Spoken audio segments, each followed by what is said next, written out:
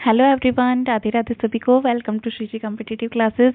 जिन्होंने भी अपने टीजीटी के एग्ज़ाम की साइंस की टीजीटी साइंस की कोई भी प्रिपरेशन करनी हो, चाहे वो एसटेट की हो, DSSB की हो, या फिर KVS NVS की हो, या फिर EMRS की हो, तो आप यहाँ से फ्री ऑफ कॉस्ट कर सकते हो। ठीक है, और नोट्स चाहिए हो तो आपको कॉन्टैक्ट बताया हुआ है, आप उस पर कॉन्टैक्ट कर सकते हो। अगर आपने अभी तक प्लेलिस्ट विजिट नहीं की है तो उसको विजिट कर लेना। ऑलमोस्ट हर एग्जाम में सबसे ज़्यादा आपकी बायो पूछी जाती है, इसलिए हमने पहले बायो स्टार्ट की है। ठीक है, ऐसा नहीं कि आपको केमिस्ट्री फिजिक्स नहीं मिलेगी, वो भी मिलेगी। ठीक है, अभी देखो हम आज स्टार्ट करेंगे बायो का रेस्पिरेटरी सिस्टम। ठीक है, अब breathing and exchange of gases सब फर्स्ट ऑफ ऑल हम करने जा रहे हैं, तो आप इसको ध्यान से सुनना और समझना। आपको ट्रिक से याद करवाएंगे, सब कुछ आपको इजीली समझ में आएगा। ठीक है, टेंशन की कोई बात नहीं है, आप बिल्कुल फर्स्ट अटेम्प्ट भी है ना जिसका, वो भी क्लियर कर देगा आराम से। ठीक है, देखो अब इसमें देखो, फर्स्ट ऑफ ऑल आपने ये चीज़ें याद रखनी है। इनमें क्या क्या है देखो, नो नो पट्टी, नो पट्टी, कोई पट्टी नहीं बांधनी। ठीक है, लड़दी लड़दी लड़ती है, मतलब पट्टी क्या है, लड़दी है। कहने पंजाबी में बोलते हैं ना, लड़दी है, मतलब लड़दी है, वड्डी है, खांदी है। ठीक है, ऐसे बोलते हैं, तो ये लड़दी है। ठीक है, नो पट्टी लड़दी। ठीक है, तो इसको याद रखने की ट्रिक क्या है, एन नजल पैसेज। ठीक है, उसके बाद ओ ओरल केविटी। बस आपने सुनते जाना, आपके माइंड में ऑलरेडी अपने आप सेट हो जाएगा। ठीक है, आपको ऐसे लगेगा कि ये हमको पहले ही आता था। P pharynx, T trachea. ठीक है, ये नाम याद रखने आपने। L lungs, R ribs, D diaphragm diaphragm. ठीक है, याद हो गया। देखो, नो पट्टी लड़दी। ठीक है, नो पट्टी में एन ओ, एन से क्या है, नजल कैविटी, ओ से क्या है, ओरल कैविटी। ठीक है, नजल पैसेज, ओरल कैविटी। ठीक है, अब उसके बाद पट्टी मतलब PT, पी से फेरिंग्स, टी से ट्रैकिया। लड़दी LRD, एल से क्या है, लंग्स, रिब्स, डायफ्राम। ठीक है, आगे चलो। अब ह्यूमन रेस्पिरेटरी सिस्टम क्या होता है, अब इसमें क्या करेंगे हम। देखो, ह्यूमन रेस्पिरेटरी सिस्टम, फेरिंग्स है ना, जैसे नो पट्टी उसमें आया था ना, नो के बाद P आया था, वही फेरिंग्स था अपना। फेरिंग्स क्या है, कॉमन एरिया होता है।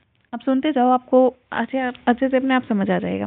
कॉमन एरिया, फेरिंग्स मतलब कॉमन एरिया किसका, passage of food and air. Food और एयर का कॉमन एरिया होता है, पैसेज पास होने का। ठीक है, इन ईच हाउस। अब देखो, फेरिंग्स को आप याद रख सकते हो, हर घर में एक मतलब पेरेंट्स से लगाव होता है, प्यार होता है ना। पेरिंग्स मतलब पैर, पैर याद रख लो, कैसे भी याद रख लो। ठीक है, पैर क्या है, दोनों दिशाओं में जाते हैं अपने, है ना, पैर से याद रख लो, दो दिशाओं में जाते हैं। एक तो कहेंगे कि हमने घूमने जाना है, एक कहेंगे कि हमने पढ़ने जाना है। ठीक है, तो घूमने वाले और पढ़ने वाले दो तरह के पैर होते हैं। ठीक है, घूमने वाले मतलब एयर में, पढ़ने वाले मतलब घर बैठे फूड खाएंगे और पढ़ेंगे, है ना। तो एयर और फूड दोनों के पास होने की कॉमन जगह कौन सी होती है, फेरिंग्स होती है। ठीक है, एक क्वेश्चन आपका यही बन गया। उसके बाद देखो, लैरिंग्स क्या होता है। लैरिंग्स क्या होता है, लैरिंग्स में क्या होता है, कार्टिलेजिनस बॉक्स। ये क्या है, कार्टिलेजिनस बॉक्स होता है एक लैरिंग्स।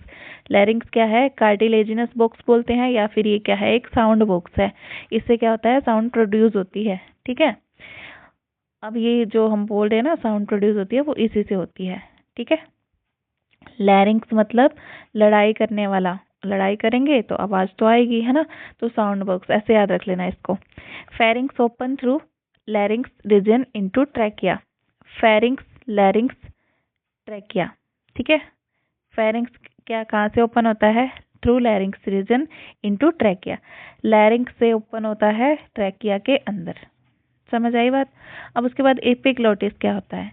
एपिग्लोटिस क्या होता है, एक ढक्कन होता है। ठीक है, जो क्या करता है, विंड पाइप में फूड को जाने से रोकता है।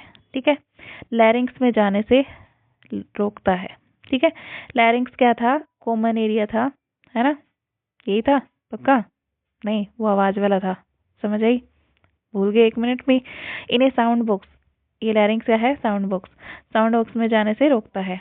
फिर आता है उसके बाद ट्रैकिया।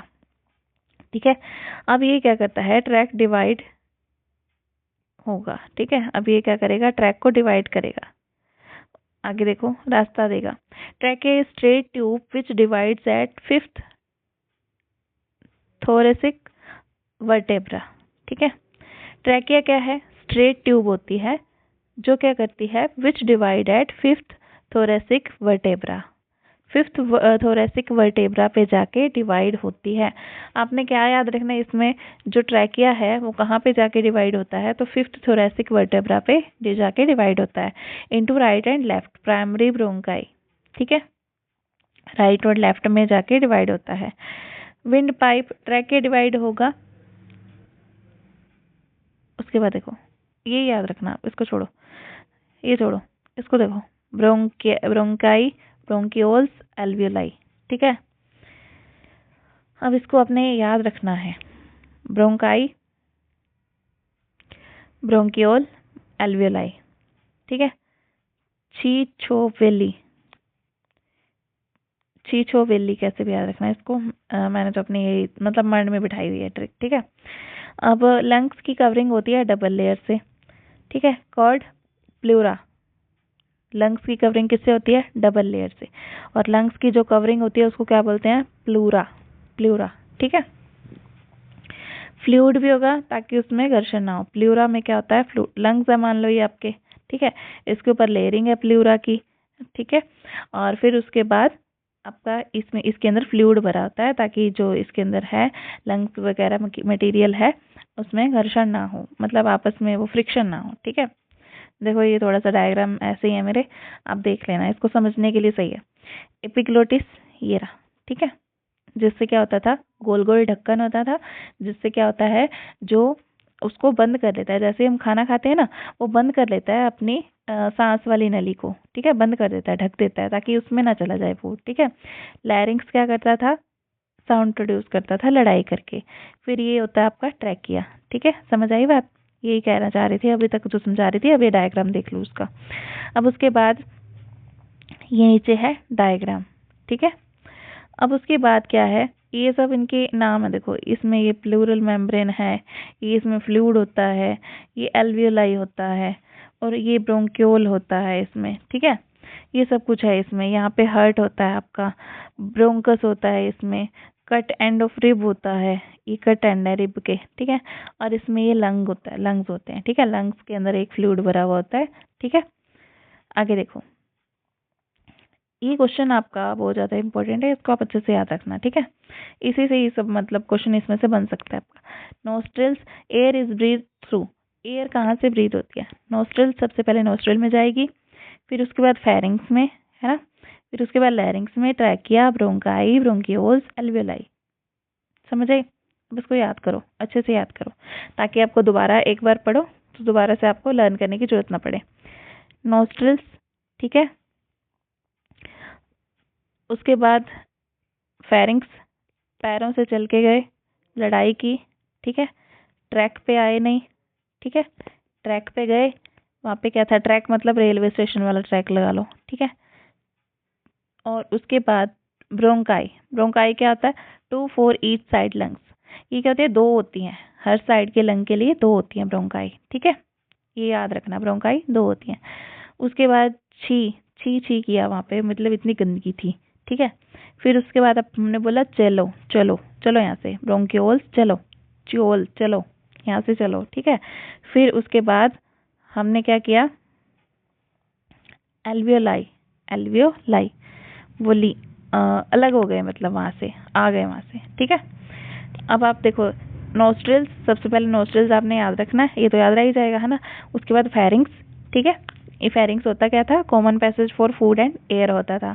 उसके बाद लैरिंग्स, पैरों से चल के गए, हमने कहाँ गए? लड़ाई, लड़ाई करके, पैरों से चल के गए लड़ाई करके, ऐसे याद रखना।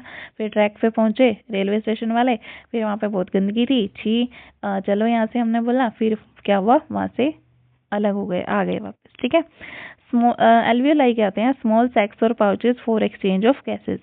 एल्वियोलाई क्या होते हैं? गैसेस के एक्सचेंज के लिए स्मॉल पैक्स होते हैं, पाउचेस होते हैं, सैक्स बोलते हैं, या फिर इनको SAC सैक बोलते हैं, या फिर पाउच बोलते हैं। ठीक है, कोरोना में क्या हुआ था? यही इफेक्ट हुए थे, ये जो आपके एल्वियोलाई होते हैं। ठीक है, ये रे एल्वियोलाई यहाँ पे बना हुआ है। ओके, इसका आप डायग्राम गूगल से भी कहीं से भी देख सकते हो। वैसे ये मेरा अच्छा नहीं बना हुआ, मुझे भी पता है, बाकी समझने के लिए ठीक है। ठीक है, अब उसके बाद mechanism of breathing in human beings. Human beings में ब्रीदिंग का मैकेनिज्म क्या है। ठीक है, अब क्या होगा, देखो हम क्या करेंगे, जैसे ही हम एयर अंदर लेंगे, इसको अपने याद रखना है, इन एयर अंदर लेंगे, ठीक है, air is drawn in, ribs move out. Ribs कब कहाँ पे आते हैं, बाहर आते हैं। ये चीज याद रखनी है आपने, ये आपसे पूछा जाता है। जब आप एयर अंदर लेते हो तो रिप्स बाहर आते हैं। ठीक है, एयर अंदर रिप्स बाहर, ऐसे याद रखना। डायफ्राम मूव डाउन, देखो अंदर ले, ये नीचे गया, है ना, सेम सी बात है, अंदर नीचे। ठीक है, बाकी रिप्स ऊपर आई, ये बात याद रख लेना, इसको बोलते हैं इनहेलेशन। ठीक है, उसके बाद एक्सहेलेशन में देखो, 1 सेकेंड, ये रहा। एक्सहेलेशन में देखो, एयर को बाहर निकाला, आउट, डायफ्राम मूव्स बैक, ऊपर की तरफ मूव किया। ठीक है, इसमें डाउन, इसमें up, ribs move back, ribs कहाँ हो गई, वापस सिकुड़ गई। ठीक है, इसमें आउट हुई थी, इसमें इन हो गई। ठीक है, जब मतलब हम बाहर सांस छोड़ेंगे ना, सांस बाहर छोड़ेंगे, तब रिप्स अंदर जाएगी, वापस जाएगी। ठीक है, याद रखना। अब इसने ये याद करवा दिया मैंने आपको, एयर अंदर डाउन, ठीक है, रिप्स आउट, डायफ्राम डाउन होता है, रिब्स आउट होती हैं, air out, diaphragm backup, ribs in. ठीक है, उसके बाद देखो, उसके बाद है एयर अंदर, इसको याद रखने का मतलब जो हम बोल रहे थे ना, डाउन जाएगा, डायफ्राम डाउन जाएगा, उसका मतलब क्या था कि वो कॉन्ट्रैक्ट होगा। ठीक है, एयर अंदर तो मतलब डायफ्राम कॉन्ट्रैक्ट करेगा। ठीक है, इन, इन मतलब नीचे जाएगा। ठीक है, डायफ्राम कॉन्ट्रैक्ट होगा, अंदर की मसल्स भी कॉन्ट्रैक्ट होंगी, हवा भर दी। ठीक है, वॉल्यूम ऑफ थोरैक्स इंक्रीज हो जाएगा, वॉल्यूम ऑफ थोरैक्स थोड़ा इंक्रीज, अंदर कुछ भी जाएगा तो थोड़ा इंक्रीज तो होगा ही, कुछ ना कुछ, है ना। तो इसको थोड़ा, थोरैक्स को थोड़ा याद रख लेना, थोड़ा इंक्रीज होगा। ठीक है, डायफ्राम कॉन्ट्रैक्ट होगा, अंदर की मसल्स भी कॉन्ट्रैक्ट होंगी, उसमें हवा भर दी तो क्या होगा, वॉल्यूम ऑफ थोड़ा इंक्रीज। याद हुआ। अब रिब्स बाहर जाएंगे, रिब्स बाहर जाएंगे तो क्या होगा, ribs and sternum raised, ribs और स्टर्नम बाहर की ओर आएंगे तो रेज हो जाएंगे, है ना। आगे देखो, air expelled from lungs, diaphragm relax. अब जैसे ही एयर बाहर जाएगी, डायफ्राम रिलैक्स करेगा, ribs and sternum return to its original position, volume of thorax decrease, थोड़ा डिक्रीज हो गया, आप कुछ बाहर गया तो थोड़ा डिक्रीज हो गया। ठीक है, रिब्स एंड स्टर्नम, ठीक है, return to original place. Ribs के साथ स्टर्नम को भी जोड़ना है आपने। ठीक है, स्टर्नम भी जुड़ा हो सकता है इसके साथ ही। आगे देखो, अब इसमें कुछ क्वेश्चंस लेते हैं। देखो क्वेश्चंस देखो, select correct during inspiration, inspiration मतलब एयर अंदर। ठीक है, डायफ्राम क्या होगा, कॉन्ट्रैक्ट होगा, ये बात सही है। External internal coastal muscle, muscle भी कॉन्ट्रैक्ट होंगी, ये भी हमने पढ़ा था, सही है। पल्मरी वॉल्यूम डिक्रीज, अब ये पल्मरी क्या है, यही तो थोरैक्स है, थोड़ा। ठीक है, थोड़ा वाला है ये, तो ये क्या हुआ था, ये तो इंक्रीज हुआ था, ये आपका रॉन्ग हो गया। इंटरपल्मनरी प्रेशर इंक्रीज, अब प्रेशर तो इंक्रीज नहीं हुआ था, है ना। जैसे इसका वॉल्यूम बढ़ेगा, अब थोड़ा का वॉल्यूम बढ़ेगा तो प्रेशर तो डिक्रीज होगा ना। प्रेशर का फॉर्मूला क्या होता है अपने पास, मास पर यूनिट वॉल्यूम, है ना। तो वॉल्यूम इंक्रीज होगा तो प्रेशर डिक्रीज होगा, बट इन्होंने इंक्रीज दे रखा है तो ये भी आपका रॉन्ग हो गया। क्लियर, समझ में आई बात।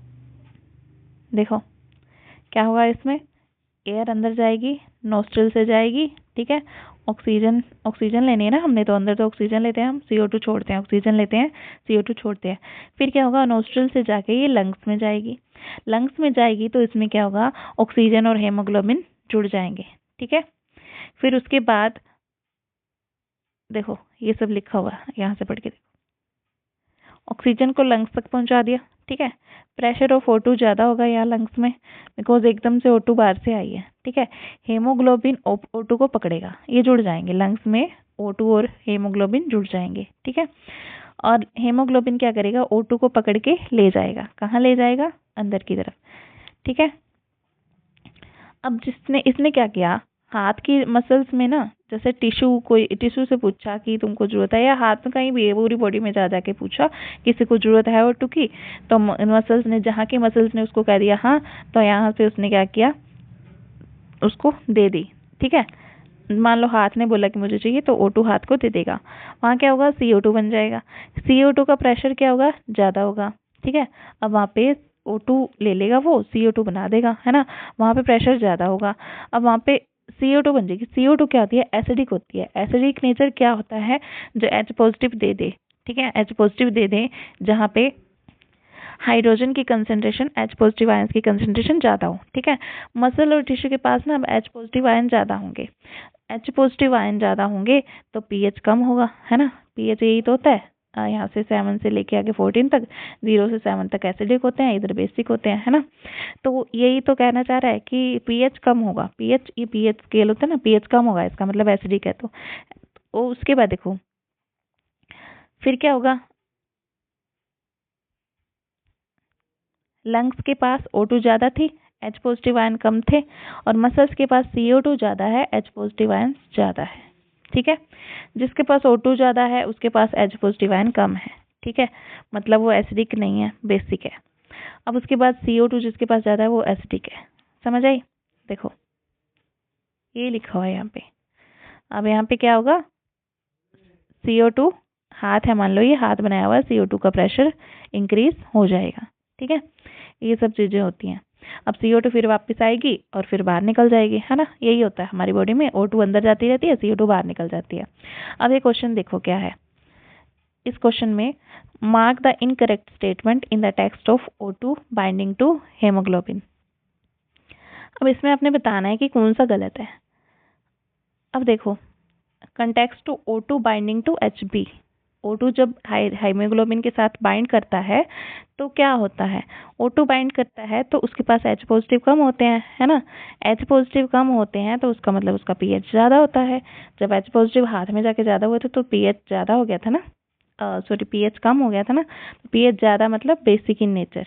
ठीक है, ज़्यादा वाला pH बेसिक और लेस वाला एसिडिक, तो ये तो बात सही है ना। लोअर टेम्परेचर, अब देखो लोअर टेम्परेचर की बात देखो, ये सही है या गलत है, ये सही है। क्यों, क्योंकि हाई टेम्परेचर होगा तो गैस बाइंड नहीं हो पाएगी।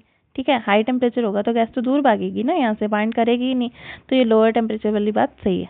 ठीक है, लोअर PCO2, ठीक है, lower pressure of CO2, CO2 का प्रेशर लोअर होगा, ये बात तो सही है, क्योंकि O2 का प्रेशर ज़्यादा होगा ना वहाँ पे। तो समझ आई बात, समझ में आ रहा है ना। हीमोग्लोबिन में जब जुड़ेगी तो वहाँ पे O2 का प्रेशर ज़्यादा होता है, तो ये हायर PO2 होता है, मतलब हायर प्रेशर ऑफ O2 होता है। तो आंसर कौन सा हो गया आपका, सी वाली स्टेटमेंट गलत है। ठीक है, अब देखो, the oxygen haemoglobin dissociation curve will show a rigid shift in case of, मतलब जो हेमोग्लोबिन वाली, अगर हम ऑक्सीजन हेमोग्लोबिन वाली कर्व बनाएं तो वो रिजिड शिफ्ट कहाँ पे दिखाएगी हमको, ये हमने बताना है। ठीक है, मीन्स O2 और हेमोग्लोबिन को अलग अलग कब होंगे, डिसोसिएशन का मतलब ऑक्सीजन और हेमोग्लोबिन अलग कब होंगे।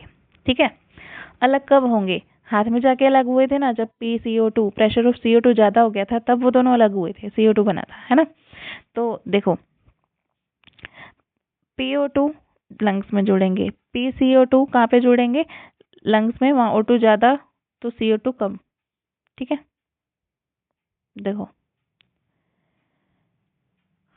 जहाँ मसल्स के पास CO2 की कंसंट्रेशन ज़्यादा थी, ठीक है, CO2 की कंसंट्रेशन मसल्स में ज़्यादा थी, वहाँ क्या था, हेमोग्लोबिन ने O2 छोड़ी थी, ऑक्सीजन छोड़ी थी, है ना, और CO2 को बाहर बाहर ले गया था कि मैं निकाल के आता हूँ। ठीक है, जहाँ H पॉजिटिव ज़्यादा होगा वहाँ CO2 होगा ज़्यादा, तो मतलब एसिडिक होगा, है ना। एसिडिक क्यों होगा, क्योंकि CO2 H2O के साथ मिलके H2CO3 देगा, जो टूट के H पॉजिटिव देता है, तो ये एसिडिक होगा। ठीक है, तो यही बात है कि ये अलग कहाँ पे होंगे जाके, तो ये हो जाएंगे प्रेशर ऑफ CO2 जहाँ पे ज़्यादा होगा वहाँ पे जाके अलग हो जाएंगे। ठीक है, वैसे भी आपको पता चल रहा है ना साफ साफ की डिसोसिएशन कर्व कहाँ पे जाके होगी, तो आपका ये हो जाएगा हाई PCO2। ठीक है, हाई PO2 तो कहाँ पे था, लंग्स में था ये तो, है ना, वहाँ पे तो जुड़ते हैं, अलग थोड़ी ना होते हैं, तो ये रॉन्ग हो गया। लो PCO2 भी लंग्स में था, वहाँ पे भी जुड़ते हैं, है ना, अलग नहीं होते हैं। लेस H पॉजिटिव कंसंट्रेशन, ये भी लंग्स में था, लंग्स में तो जाके जुड़ते हैं, तो इसका मतलब ये सीधे सीधे आपको दिख रहे हैं, तीनों गलत हो गए, तो ये ऑब्वियसली ये सही हो गया। ठीक है, तो आज के लिए इतना ही रखते हैं। तो आपको डेली प्रैक्टिस करनी है, डेली थोड़ा थोड़ा हम करते रहेंगे, तो आप जुड़े रहना।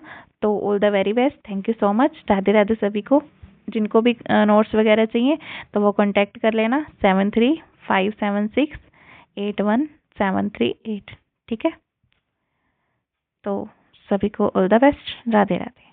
नेक्स्ट लेक्चर हम इसके लेके आएंगे, जितने भी इसमें हैं आपके पूरे टॉपिक्स कवर करवाए जाएंगे, ऑलमोस्ट जितने भी ज़्यादा मोस्ट इंपॉर्टेंट टॉपिक हैं, सबसे पहले हम वही उठा रहे हैं। तो ऑल द बेस्ट, चलो तैयारी करते रहो कंटिन्यू। Thank you.